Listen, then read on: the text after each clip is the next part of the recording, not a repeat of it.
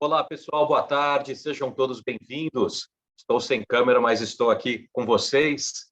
Sejam bem-vindos ao nosso 45º encontro, também conhecido como número 45. 46º, peço perdão, também conhecido como nosso encontro de número 46, horário especial, convidados muito especiais. Hoje temos a Jimena Llopis e o Indrajeet Ghatge. Vamos falar sobre o trabalho deles, usando ciências comportamentais para o desenvolvimento infantil, um motivo super nobre, né? Uma aplicação super nobre das ciências comportamentais. Espero que todos gostem. Obrigado por estarem nesse horário aí diferente, mas ficamos felizes com a presença de todos. Vou passar a palavra para o Guilherme, que vai fazer a apresentação em inglês, e vamos começar. Obrigado, pessoal. Joia. Pessoal, antes da apresentação em inglês, só dar uma passada em português nas biografias dos dois, por uma dessas coincidências, ou talvez pelo fato do nosso campo ser um pouco pequeno ainda no mundo, e talvez restrito, mas o fato é que eu tenho uma história pessoal tanto com a Jimena quanto com o Indrajeet. O Indrajeet foi meu colega no mestrado em Londres, mas fora isso ele teve partes mais nobres na carreira dele. Ele também tem um MBA pela Case Western University. Ele trabalhou como empreendedor, como consultor, e está no Cubic e no Save the Children desde 2020. Hoje ele trabalha no grupo diretor, no grupo de liderança do Save the Children da Índia, e também apoia, tanto na Índia quanto em outros países, os esforços de pesquisa comportamental, desenho de experimentos e gestão de projetos.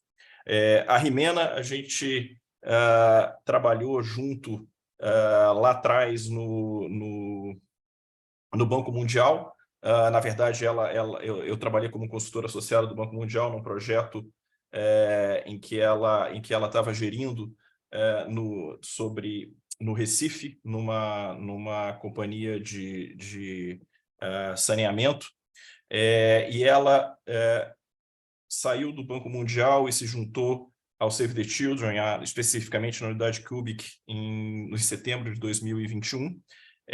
Então, hoje ela é uma diretora associada para ciência comportamental no Cubic. Além dessas duas experiências, ela já trabalhou no Banco Interamericano de Desenvolvimento e no Banco Central da Espanha, e ela é graduada em Economia pela Universidade Autônoma de Madrid e tem um mestrado em Administração Pública na NYU.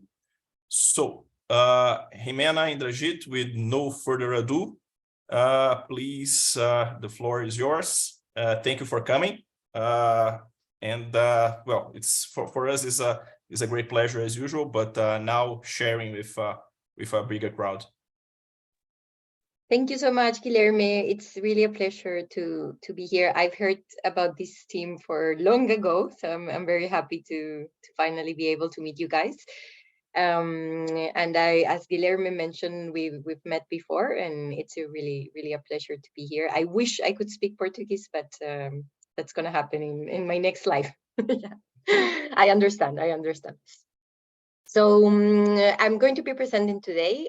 Indrajeet is going to take care of any questions in the chat, so feel free to write them on the chat, and also feel free to interrupt me. There's no problem, and this is meant to be informal, so just step in. I will be talking today about a project that we started around 2 years ago. It's about violence reduction in Cambodia through 2 different interventions: positive parenting groups and behavioral couple therapy. I will be describing them in detail in the coming slides. So just to give you a little bit of a brief, this is a Cubic team. We are at the moment 14 team members, and we are housed in Save the Children. Cubic is the Center for Utilizing Behavioral Insights for Children. And we're basically inside Save the Children, and we provide services for Save the Children. That's our model. And you see here Alison Selkowitz, who is the founder and who actually started Cubic 3 years ago, just before the pandemic. So we are all remote. That's how the team started and how it kept being. And you can see here my colleague Indrajeet as well as other team members. We normally have around 3 to 5 interns that support the team as well, apart from the team members that are more stable. So CUBIC is the first behavioral science team to focus on the most marginalized children's rights and welfare. So it's the first one that decided to take this focus.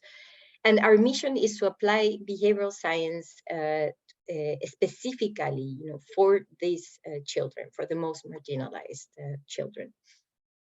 I won't really give you the details of the approach that we use, because I'm really sure that all of you are aware, but we basically follow TEST, which is the BIT approach for dealing with behavioral science problems, right? So very, very briefly, we spend time defining the problem. We do either qualitative or quantitative research to understand the barriers. We do co-ideation sessions with our project teams as well as local stakeholders to come up with the solutions. And when solutions are selected, we go into the trial phase, and only when solutions turn up to be positive, and we go ahead into the final scale phase. We don't work alone. We partner with not only other behavioral science units, such as Busara, Common Thread, Ideas 42, but we also have a model where we try to partner with academics that are interested in the topics that we are working on, and we bring them on since the beginning of the projects. Not in every project we have this model, but we try. And these are the projects that we are currently working on. As you can see, we have projects around the globe. The unit started in the Asia regional office. So we were focusing in Asian countries. Then we expanded to Africa, and right now we have a project. We have 2 projects in Spain, and we also have projects in Latin America, in the US and in Central America and in Salvador. And we're trying to expand also in South America. That's, I'm sure, is coming soon.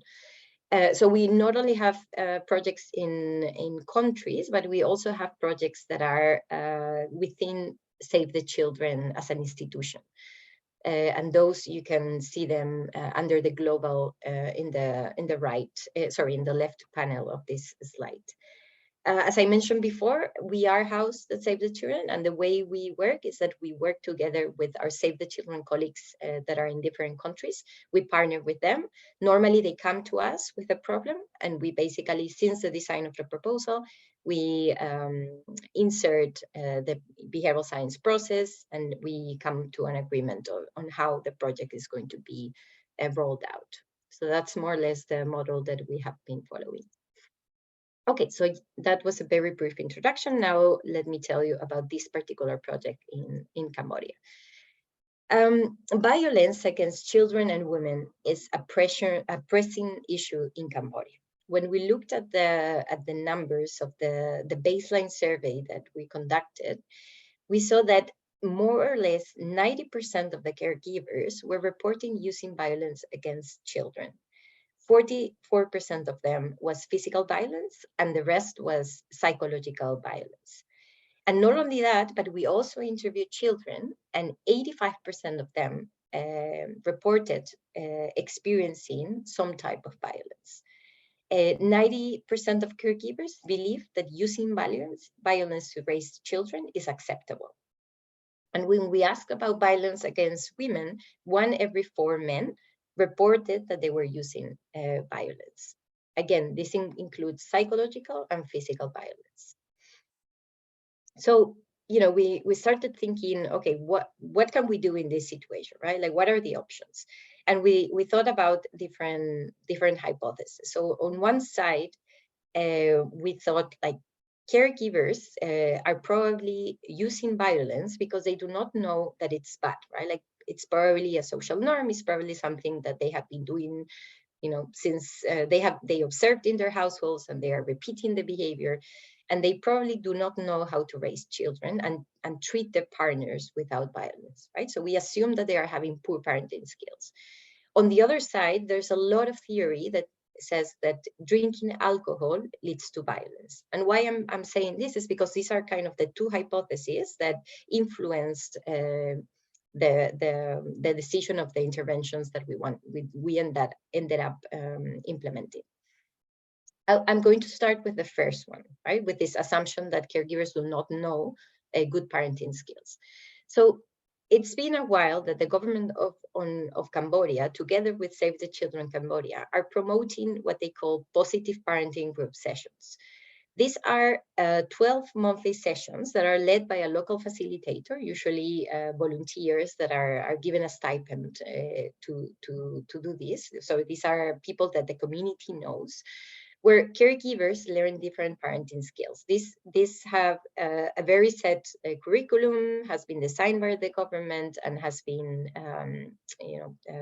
used in many different regions in Cambodia. And there are some Save the Children evaluations that show that this course or this workshop actually has positive results in terms of violence reduction, with one big exception, right? Not exception, but something to consider is they only work if parents attend, right? It's quite obvious. And the challenge that we saw in the previous versions of this session is that very few caregivers actually attend. We have from the previous one that only 16% of the caregivers end up attending the 11 out of 12 sessions. And many of them, between 20 and 40%, they take turns to attend the session. So they're not really learning the full skills that they are meant to learn. And obviously lower attendance means that parents are not really improving their parenting skills. So one of our objectives was how can we increase sign up and attendance to these 12 sessions, right? We followed this process, which is following the test approach. So basically conducted formative research, co-created solutions, prototyped them. We voted 1 to 3 solutions with local stakeholders and our team, designed the intervention, and went through implementation and evaluation. So for the formative research, we followed qualitative interviews, observations with stakeholders, caregivers, and we actually did observations of positive parenting group sessions to see how the facilitators were conducting these sessions, what was the ambience, and to better understand the context. Here you can see some quotes of the fieldwork. Basically, some caregivers saying that the reason why they were not attending was because they didn't have money for the transportation. Others were saying, it's really simple to raise your children. Why do I need to attend the training? And some of them were saying, I'm illiterate, like these sessions, you're meant to read, you're meant to understand. So I really don't feel comfortable attending the sessions. So, several different reasons why they were not attending. So we basically put together this journey map, where we realized that it's not really easy to join these sessions unless on a recurrent basis, right? So first of all, should I sign up, right? Like let's talk about signing up. They have to get informed. They have to understand what the positive parenting group sessions are. And as you saw in the previous slide, we found a few cases of people being illiterate. So that was an issue.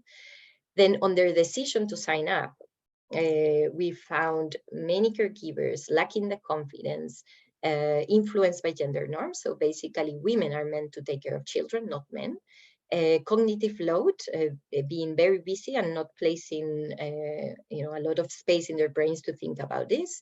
Fear of being judged, like why do I need to attend if I have the capacity to raise my child? And then I highlighted this one in red because this actually inspired our intervention, lack of interest or trust in the session. So basically, they were not really sure that these sessions were going to teach to them something useful. In terms of recurring attendance, right? They have to remember the day and the time of the session. And again, they are very busy. They have to decide to attend the session. And similar barriers affect here, similar than the previous behavior. They have to find the time for the session. So, they work, so they have time constraints, they have family commitments. And then finally, they have to travel to the venue. And not necessarily the sessions are close to where they live. So transportation and money constraints. And then this process, they have to do it 12 times in order to, or 11 times in order for the sessions to be effective. So as I mentioned, we came with a couple of solutions. Both, we conducted an internal brainstorming with the Cubic team and also an external brainstorming with the Cambodia team, local stakeholders. And we came with this kind of 5 interventions that we thought could really influence attendance rates of the sessions. And not only that, but we gave them a criteria that included feasibility, impact, cost, ethics, and willingness to work on this intervention. We gave them that criteria to vote and decide which intervention was kind of the best for the context, right? Like maybe we're not selecting the most breakthrough intervention, but one that actually all the stakeholders thought that could work on that specific context. We voted, and the intervention that had more points was reminders and prompts. So basically reminding participants to attend each session via a phone call a day prior to the session. However, the team decided not to go for this intervention because the penetration rate of mobile phones in Cambodia is not very high, and they thought that this was not going to work. And in addition to that, shifting the intervention into someone walking in and tell you to go to the session, they thought, look, from a logistical point of view, was going to be really hard. So we decided to try the second intervention, gamification through stamp cards and rewards. So let me show you how this ended up looking. So basically, each caregiver was given a stamp card like this. Here at the top, it's written name. So basically, you write your name as a caregiver, and you're given this for, the idea is for you to stamp. So every time you go to a session, you're gonna get a stamp. We gave them a Head Start nudge. So one of the sessions was already marked. So you had the freedom to skip one of the sessions. And this was to increase motivation to reach a goal, right? Like a little bit easier for you to get to the goal.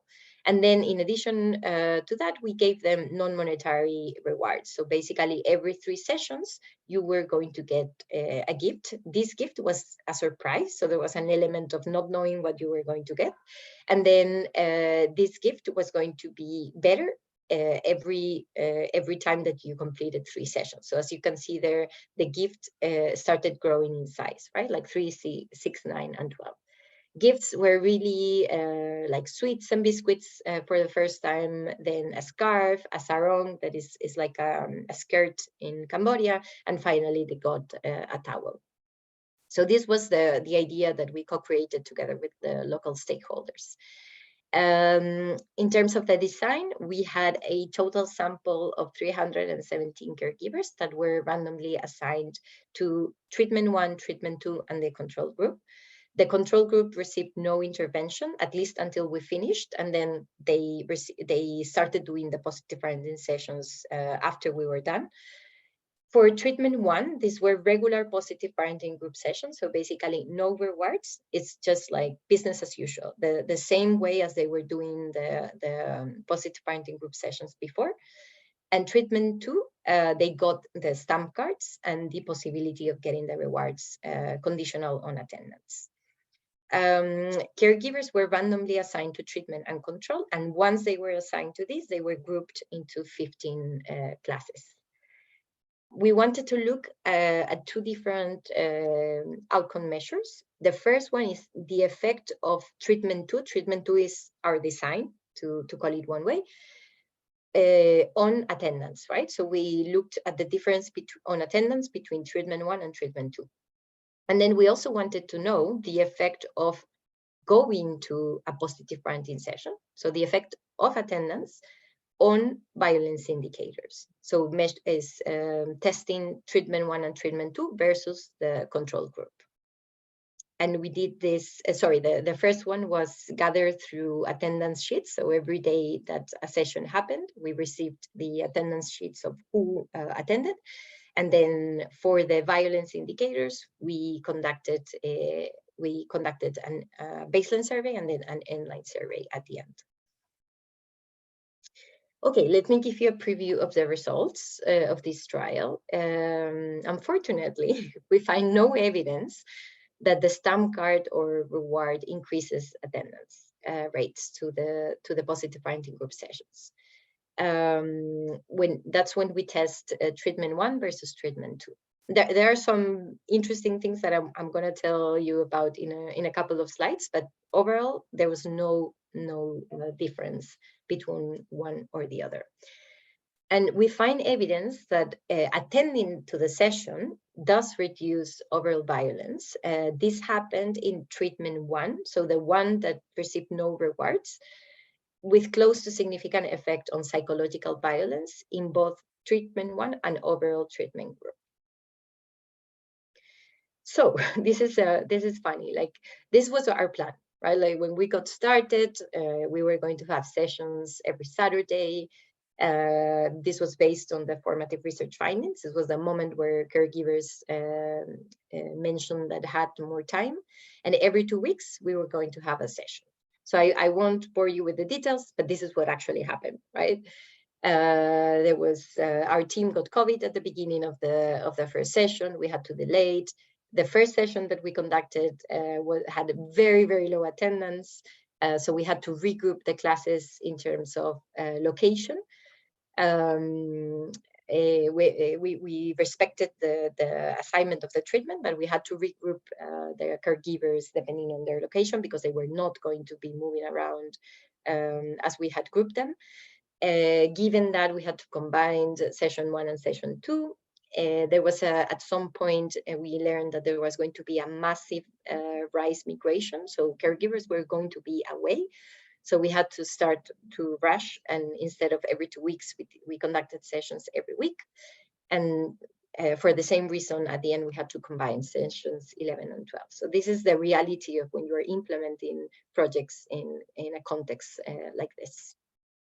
So for the 210 caregivers, the majority, around 94% of them, attended between 1 and 3 sessions. So that was very positive. 83% of them attended between 4 and 5 sessions. And around 80% of them attended between 6 and 12 sessions. Only 1/3 of them attended all the sessions. This was, to start with, was higher than the previous experiment. It's still very low, but it was good news for the team.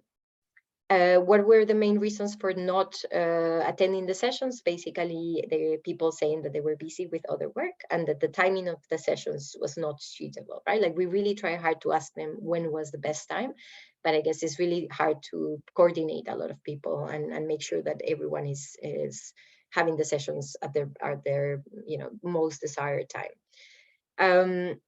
I already mentioned a couple of the implementation challenges, but basically there were frequent replacements, many people bringing other people to attend. The control group, actually, we learned at the end that some of them were allowed to join the treatment groups as replacement. This was, of course, in the training, there was a guideline not to do this, but this was something that we learned at the end when we conducted the online survey. And then finally, there was a little bit of attrition. 16% of them were not surveyed at endline. This is normally, I mean, some level of attrition happens, but we were not expecting that it was going to be that high. A little bit in the nitty-gritty. So between treatment 1 and treatment 2, so treatment 1 is no rewards, treatment 2 is rewards. Those that attended all the sessions, for the rewards group, it was higher than the non-reward group. So that's kind of good news. Like 36% of them in the rewards group attended all the sessions versus 30%. And then for the ones that attended more than 75% of the sessions, it was is slightly larger in the non-rewards group compared to the rewards. Same for those that attended more than 50% of the sessions, so slightly larger for the non-rewards compared to the rewards. Just to show you the regression results, as I mentioned, there's no statistically significant evidence that the stamp card rewards increases attendance rates to the sessions. When we put no controls in the regression, we actually see a decrease, but it's not significant. So we cannot really talk about this. And when controlling for reminders prior to the sessions, and I will tell you a little bit about this in a second because it's very interesting, the effect turns into an increase, but again, it's non-significant. The reason why I'm telling you this, sorry, I'll do that in the following session. So when we look at the violence results, the regression, we do see the effect of positive parenting group sessions on violence, and it's negative. But when we're looking for the treatment 1 and treatment 2 together against the control, is non-significant. But we see the right direction of the indicators, as you can see there. On overall violence is -3%, on physical violence is -1.9%, and psychological violence is -5.2%. When we look only at treatment 1 versus control, this is where we see significant results on overall violence, and it's reduced by 6.3 percentage points. Physical violence is -7.5, but it's not significant, and psychological violence is -6.4 and non-significant. T2 versus control, there's no evidence that treatment 2, attendance to positive parenting sessions in treatment 2, there's no evidence that it reduced overall violence. Many people thought that the sessions were useful, 97% of them. But when we ask them how much they learned, it's very interesting to see that 70% said that they actually did not learn anything. So this is a puzzle that we need to figure out. Maybe they just were, social desirability bias. They were responding what we wanted to hear.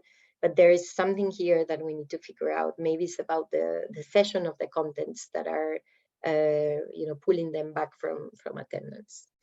And this is my favorite graph of the presentation. Basically, we didn't ask facilitators to do this, but we learned when we asked them at the end, when we asked them at the endline survey, we learned that they actually reminded people to come to the sessions.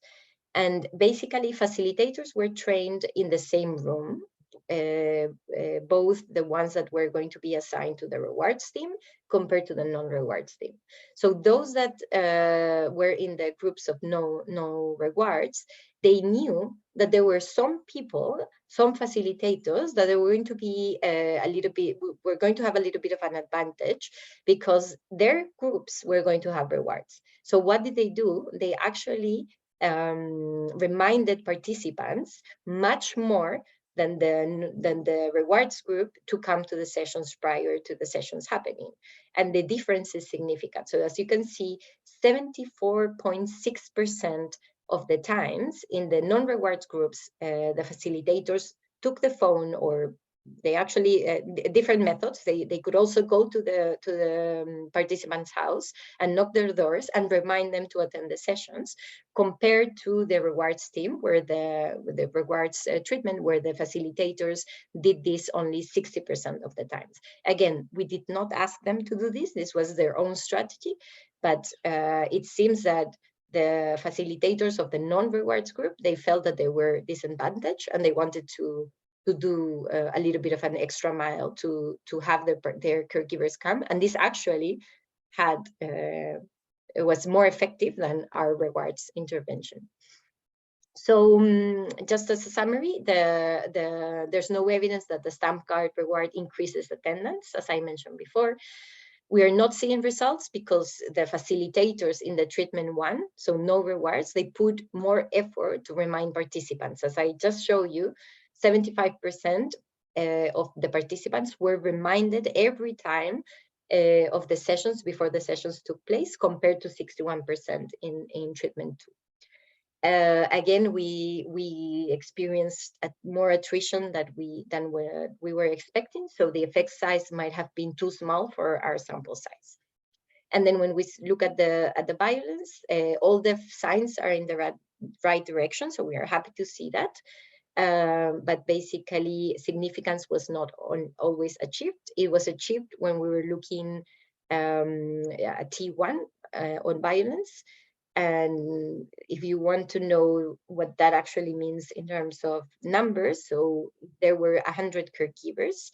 In treatment 1, there was a drop in violence from 94 to 88. So this is the translation in.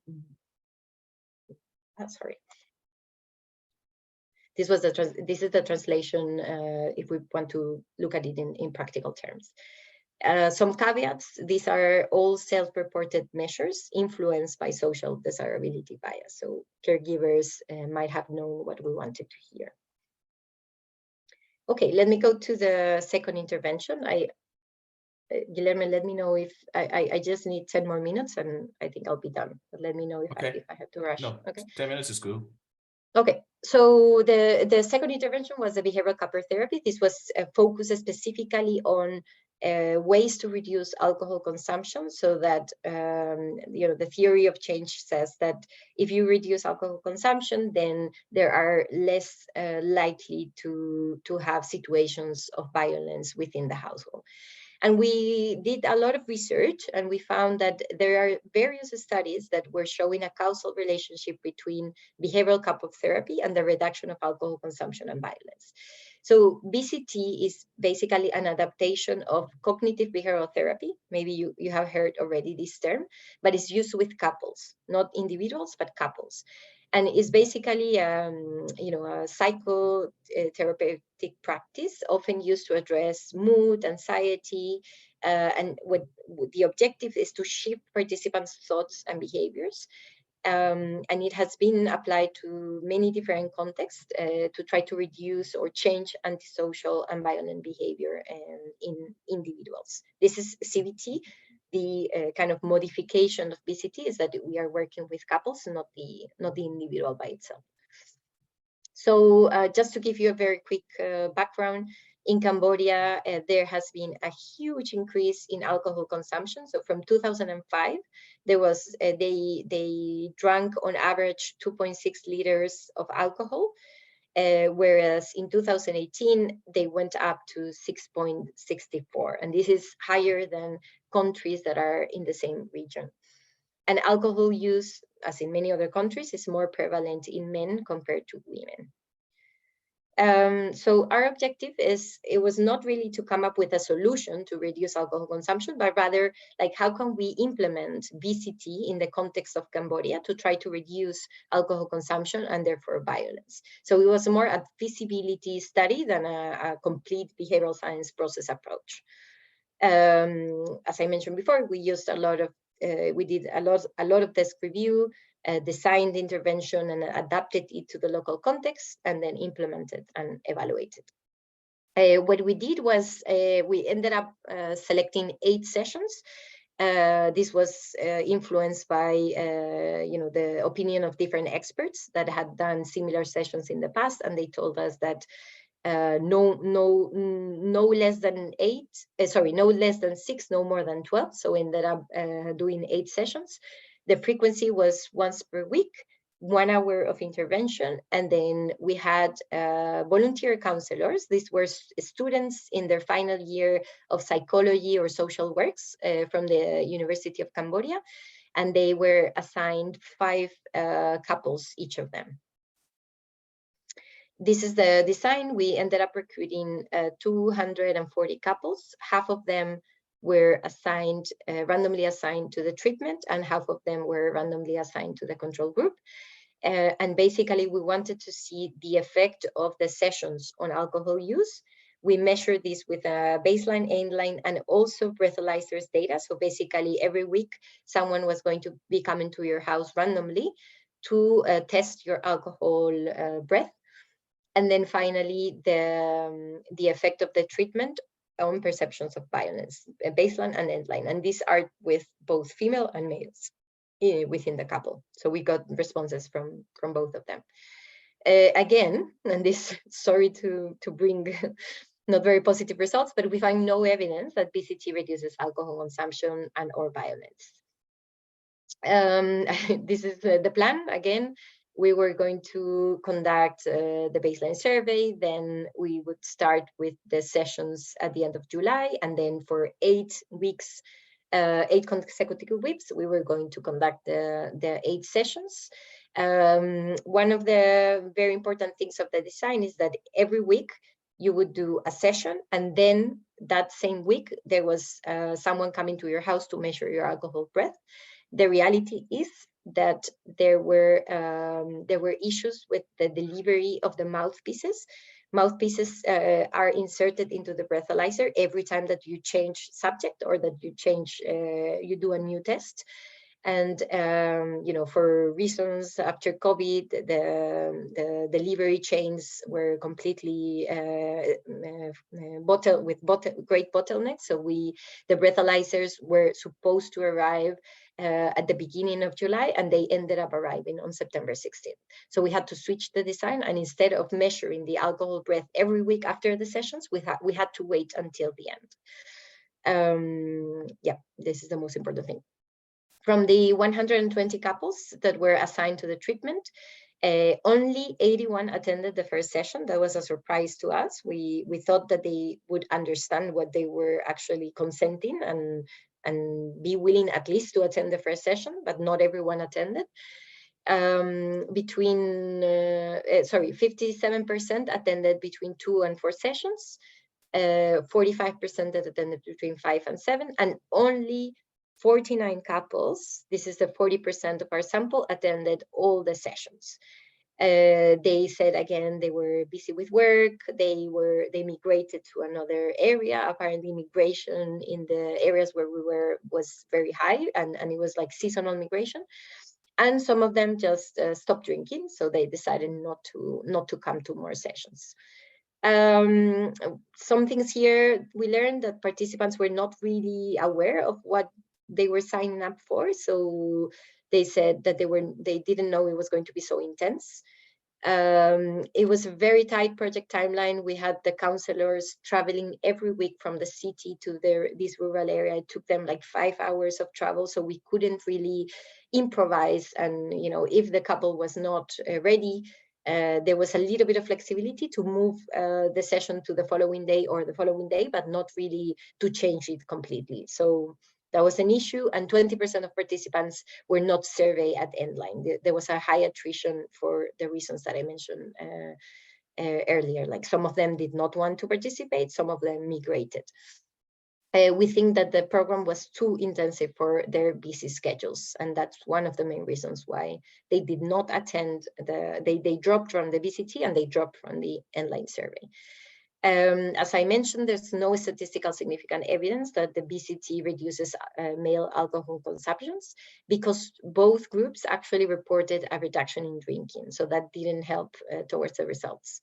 The results that are based on self-reported alcohol consumption, they might suffer from social desirability bias. Again, now they learn that they have been in sessions and they know what they have to respond.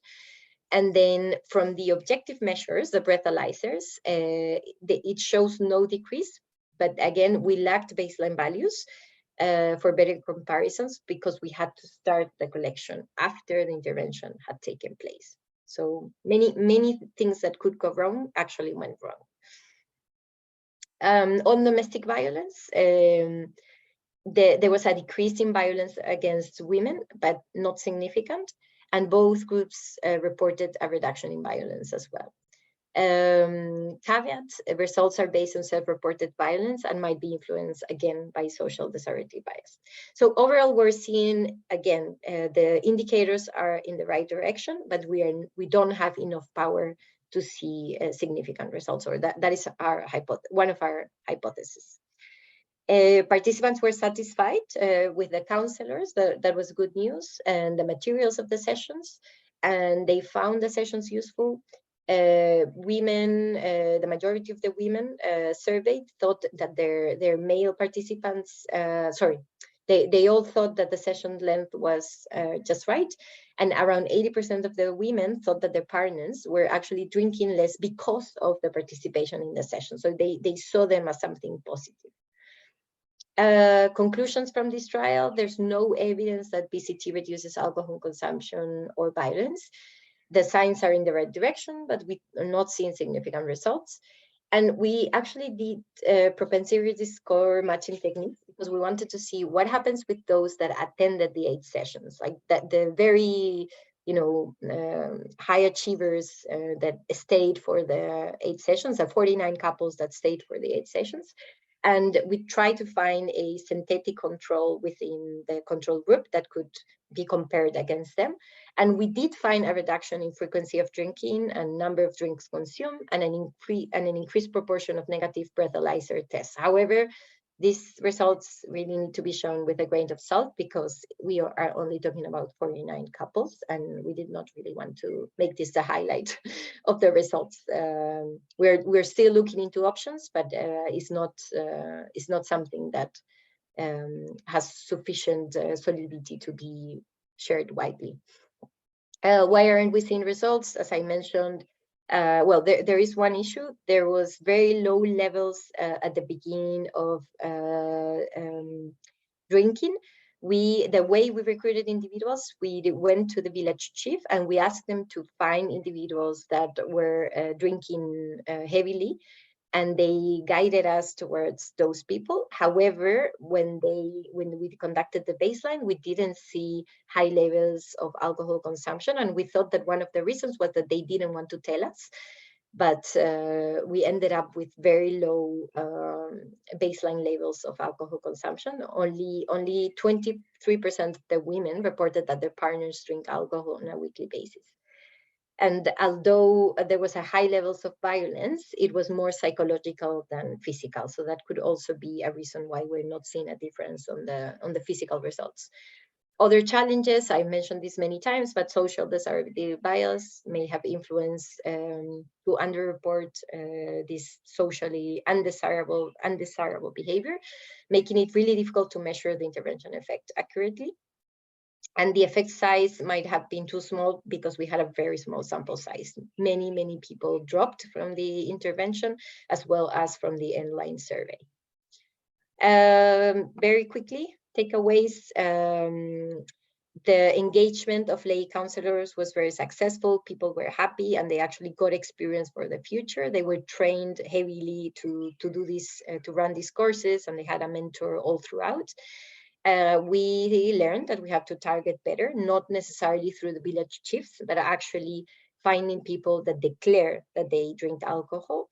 And then high attrition hurts, right? Like this is something that you all guys know, but try to use this for better planning in the future, because it does happen. People drop and people don't like to be asked questions all the time, right? So they just step away from the survey. And then from the positive parenting group trial, we learned positively that trainers' efforts, the reminders, they seem to be more effective than rewards. I would say their motivation, actually, like trainers' motivation is the most effective factor that explains attendance. Training location and timing matters. We suggest moving the sessions to participants at times that they can attend. And then finally, effective implementation, right? Like this contamination that we had from control to treatment groups was very harmful. And then even though we learn positive things from the trainers, it's very important that they don't take their own strategies that are on top of your intervention, right? Like we're very glad that we learned that what they did, but in theory, they have to follow the protocol, right? So explicit guidance, more trainings to the facilitators so that they understand this point. And then finally, this puzzle that we had, like why is it that they like the sessions, but they think that they did not learn much. The majority of them said that they did not learn much. And with this, I'm going to stop and see if there are any questions. Thank you so much. Thank you, Jimena. It was super interesting, and And thank you for the honesty of sharing not only the results, but most importantly the process. And I guess my question is will be about based on what you learned on the process of designing, on the challenges between what we idealize in the experiment and what can actually be implemented in the field for future interventions, future experiments. How you guys are changing or taking those learnings and applying to next experiments. So, I mean, to begin with is sharing, right? Like we have to tell each other what went wrong, what we learned. And I think this is never so obvious in teams, right? Like you try to hide the mistakes and just speak about the good things. So you never learn for the future. So I think, I mean, I am learning. This is, I guess, my 4th experiment in my life. So this, there's a learning process as well. There's a lot that we could have done better. And for me, one of the biggest learnings is the attrition, right? Like I'm always extremely positive. Like, okay, so attrition rates, when we're calculating the power, I always put like between 10 and 15%. And I don't think I've ever had an experiment that had so low attrition. So it's like, let's face reality, right? And if something, try to go over, not under that idea that you have of attrition. I mean, the other one is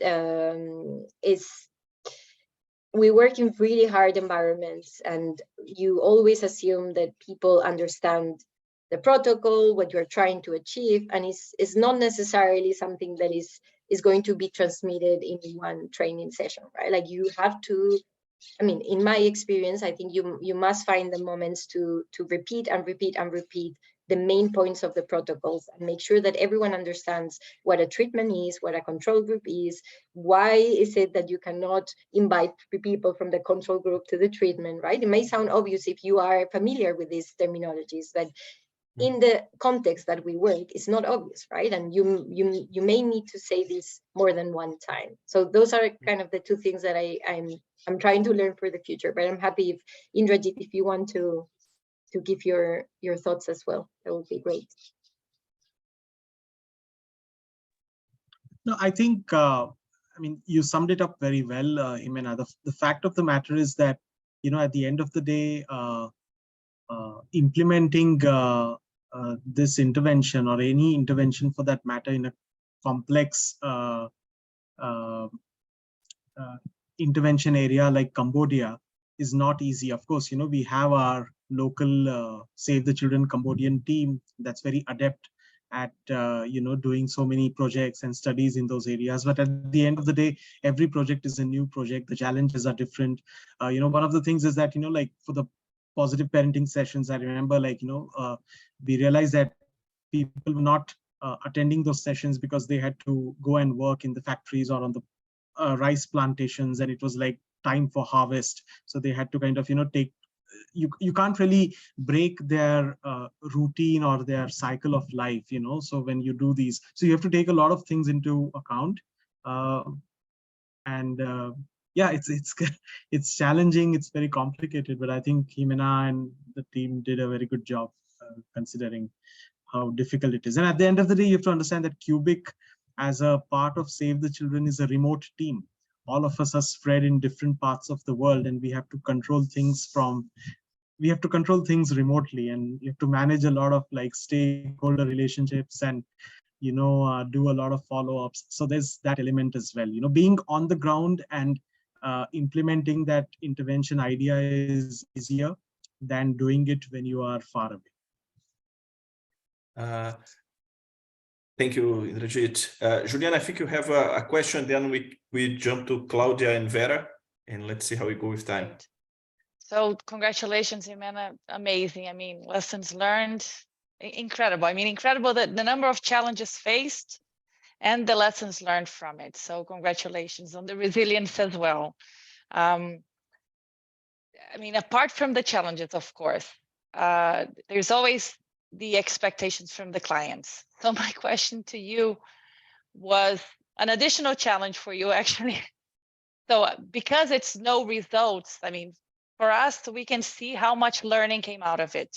But when you communicate this to clients based on their expectations, what were their reactions and your experience with, providing them with the information that you collected and all the lessons learned as well? Yeah, that's a really good one, Juliana. And I mean, we really try to set the expectations at the beginning, right? But I think we struggle a lot in doing that. They always get super excited. You have to get them excited, but at the same time, be super honest of what could happen. And this is science, right? Like sometimes it works, sometimes it doesn't. That's what we're doing. I think they were happy to see, for me, they took like 2 takeaways. They were happy to see that we started seeing light, that working with the facilitators, motivating the facilitators, using their own strategies actually works, right? That is something that we learned without knowing that we were going to learn. And then the other thing that they really like is that they asked us to measure at the beginning, to measure just the effect of our intervention on attendance. And we said, no, we want a control group so that we can actually measure the effect of this on violence. And that actually gave them a result, right? Like positive parenting group sessions work in terms of violence. What we did not work, but we gave them a setting, a rigorous setting for this evaluation that I think is going to, really please them. Because if we wouldn't have inserted this control group, we wouldn't have known that there's an effect, right? So yeah, but yeah, I don't think, hopefully we keep working with them. I will tell you if that worked out or not. Yes, and again, congratulations. I mean, quite amazing. For me, it was, just listening to you, I can't imagine, the amount of work put into this and energy. And there was a lot of learning. So in the future, I'm sure, I can see why they were okay. So Claudia, do you want to start? Yeah, I do. I would say yes, amazing. Thanks a lot for sharing with us. It's super cool, also because I am in the field, and so listening what you guys are saying, it's incredible. And my question was, a lot of people were saying that they didn't learn something from that. Do you believe that might be a kind of like a cultural thing with a lot of barriers and bias, saying I cannot say that I didn't knew that, so it's better to say that I didn't learn anything. So how was that? Because I used to feel like that when people say I didn't learn anything. It's just, kind of like a lot of barriers coming from that. So it was that. Did you guys dig in something on why they were, because the amount really amazed me. That's a really interesting point, Claudia. I did not think about that. We have planned a couple of in-depth interviews with participants, but we wanted to take some time because one of the things that came a lot was like there was participants fatigue, right? Like they were like, guys, don't come back anytime soon. So we're waiting a little bit of time. And we have planned some in-depth interviews to better understand what happened there. Like, why is it that they're reporting that they did not learn? But I really like your point, and I'll introduce a question related, because I think it might be that they just don't accept that you were giving them new information, right? It's just, no, I knew that. Of course I knew that. Yeah, it's a good point. Yeah. And I just want to say that, most of people know here that I work with waste. And then once I was in a very poor area of Brazil, I am Brazilian, like the rest of us. And then they were saying that they were not recycling because, that was for very, very poor people. And I was in a slum. So connecting themselves with the act of recycling would connect them with a very, very poor situation, and they didn't want it to be there. So when I learned that, wow, that was amazing for me. So that's why I asked it, and I think didn't learn anything. It might be some culture. Yeah, it's surprising. It's surprising. It's too high to be true, right? Like it cannot be. It's very interesting. Let me dig deeper. Yeah, no, thank you. Let me dig deeper in this in-depth interviews, and maybe we discover interesting things for the future. Love to listen that. Thanks a lot. Vera, you had your hand raised. Yeah, thank you. First, congratulations for all the work you've been doing, and thanks for sharing such relevant study with us. I have two specific questions and one, if we have time, more general comment question. First, what time were the sessions? You mentioned something about Saturday, and I was curious, if that might have interfered with the results or something. And second one is, do they use WhatsApp in Cambodia? I have no idea about that. And whether you have tried any strategies using it in case it's common there. And should I jump into the more general one?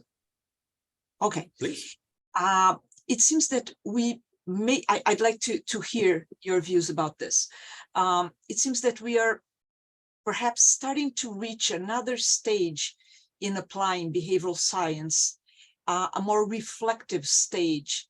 And your presentation just pointed to that very clearly, with all the challenges, the failures, all the lessons learned and all that.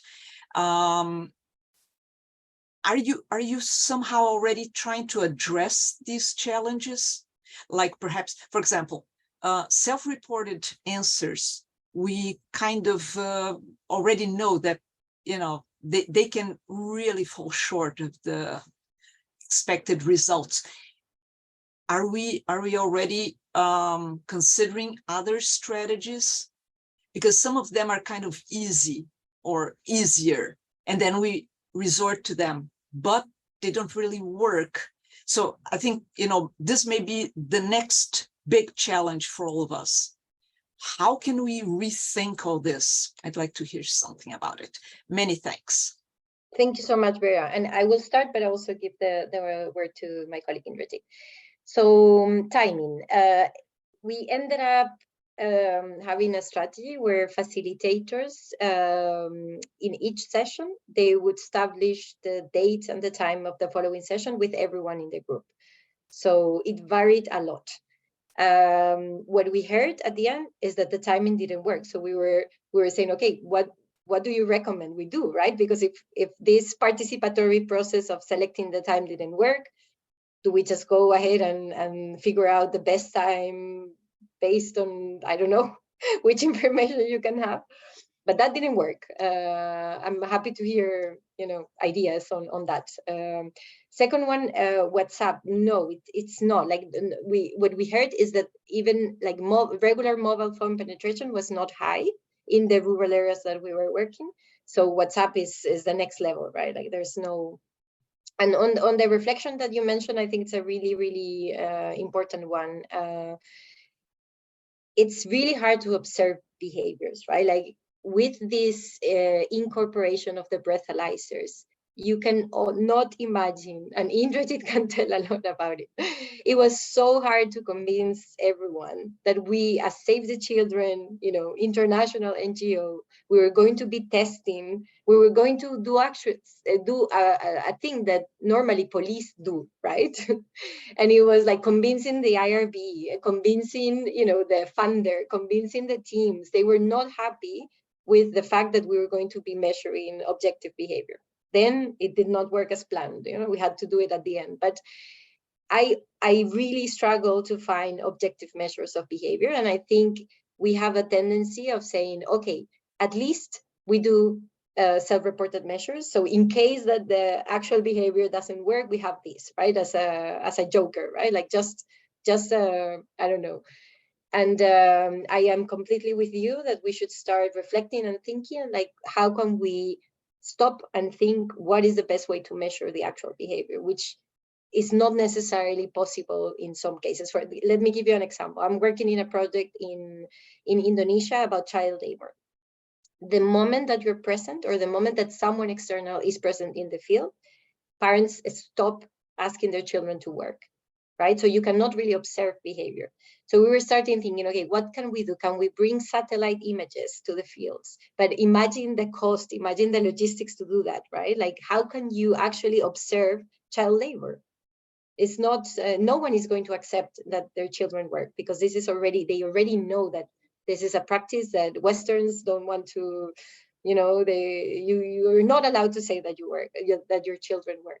So it's been really, really hard for some behaviors to be measured precisely. But I honestly agree with you that if we don't come up with answers, we'll be stepping into the same problems over and over, right? Indrajeet, I don't know if you want to add. No, nothing in particular, Jimena and Guilherme, but I think Patricia and Claudia have some questions in the chat that are not yet answered. Claudia's question is whether there's an alcohol law in Cambodia. And Jimena, as far as I know, there isn't any really, because drinking alcohol or consuming alcohol is very much a part of their culture, something that is appreciated. And I think the per capita consumption of alcohol in Cambodia is much higher than the average per capita consumption in the world. I think that was there on one of the slides also. And I don't think there is really any law that prohibits drinking, really. I mean, there's an age limit, but not any law per se. And Patricia, would you like to ask your question by unmuting yourselves? Yes, sure. Thank you very much. It's my first time here in the group, so was very pleased to hear you guys. I want to congratulate for your work and your bravery to share, even saying without results, right? But that's science. We only can advance if we share, of course. My question is if you have qualitative data about what the participants think about the topics concerned, or because they said that it was useful, but they haven't learned anything.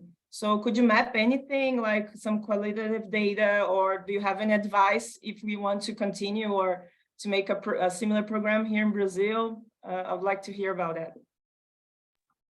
Thank you, Patricia, and welcome to the team, I guess.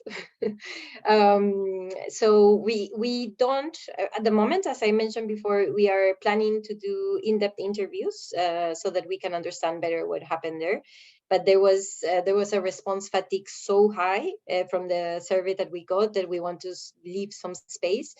Save the Children is not only doing this, right? Like they have programs in the regions and the countries that are very spread. So we have to be patient and above everything, create a good relationship with participants, right? So we are waiting for some time and until we get like green light from the team to go back to and ask questions. Yeah, but that is planned. We want to know more, right? Yeah. Thank you. Great. Next time, then share with us. Well, guys, thank you. Well, thank you, Patricia, for coming. Welcome. But guys, we are kind of overboard. I'm not sure if Artur wants to do the very last one, or if we wrap up, we are a bit over time. So we are in the way of everybody's lunch, and in case of Indrajeet's dinner. But anyway, that's fine. We're overboard here. Guilherme, if I may, I actually lost my internet connection when I think Juliana asked Jimena about client expectations and all of that, and I'm sorry I missed what Jimena answered to that question. But one thing I would just like to say is that you see, we are trying to tackle two very difficult problems in Cambodia, right? One is like alcohol consumption, which is a very culture-driven practice. And the other is, violence against children, which is like strict disciplinary action against children, which in many of, Asian, African cultures is considered normal. Like spare the rod and spoil the child, is what a lot of parents believe over here.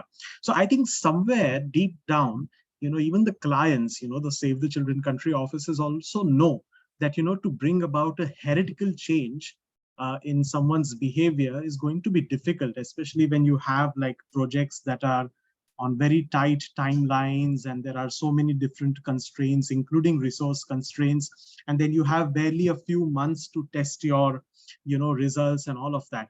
Who knows, you know, probably if we could have done this trial with the breathalyzers over 1 year, it would have been less intimidating for the people. So instead of like, you know, going every 1 week or 2 weeks to take that breathalyzer, you know, the reading, if you go every month or every 45 days, it just might look more natural.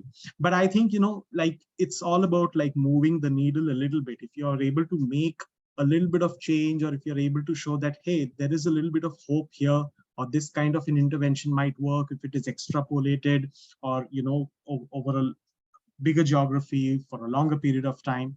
I think that is what I think the client wants to, or any client for that matter wants to see. But I think it would be living in a fool's paradise to expect that, you know, behavioral science can come and be a panacea to all problems, and within a few months we can change something that has been culturally so deeply entrenched for thousands of years. So it will take time, but it might be a move in the right direction. I think that is what clients want to see at the end of it.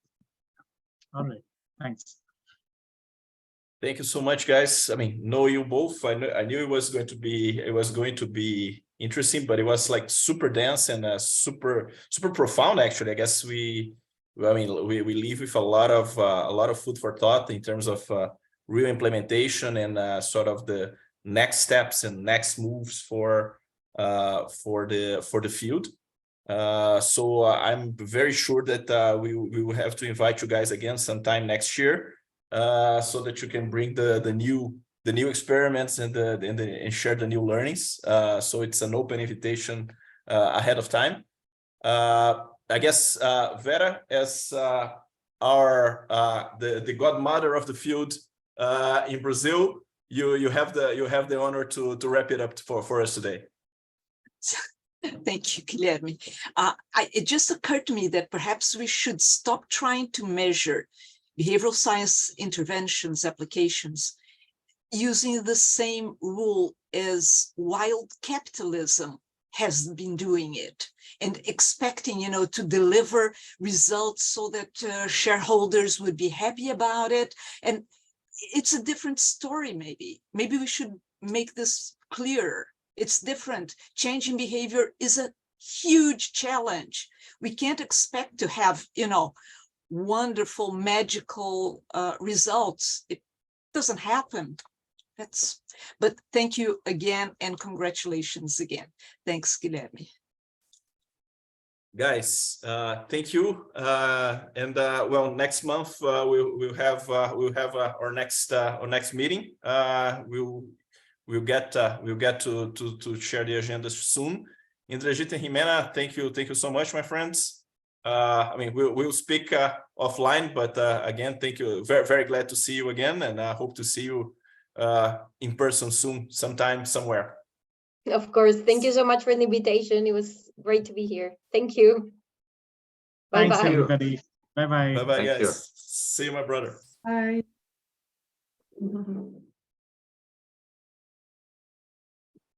Tchau, tchau, pessoal. Obrigado. Obrigado. Bom almoço. Obrigada, gente. Bom almoço. Também, gente. Ótimo Beijo. Foi Tchau, ótimo. tchau. Adorei. Ciao. Tchau, tchau.